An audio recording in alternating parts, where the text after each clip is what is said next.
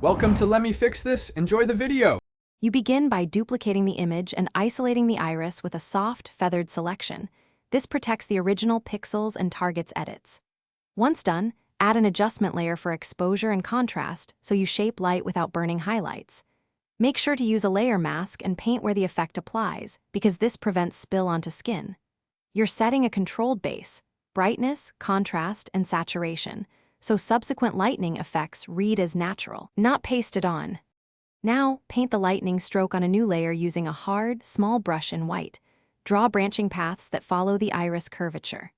Once drawn, duplicate the stroke, set the top copy to color dodge and lower opacity to intensify glow, then apply a subtle Gaussian blur to the duplicate for bloom.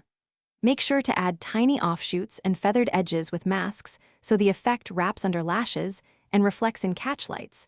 This keeps the illusion tied to the eye's anatomy.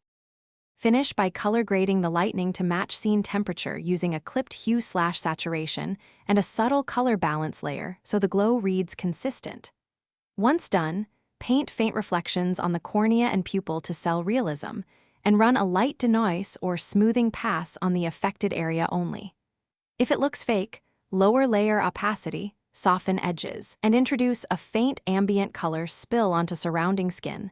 This fixes harsh contrast and blends the effect convincingly. Thanks for watching. If you found this helpful, don't forget to like and subscribe.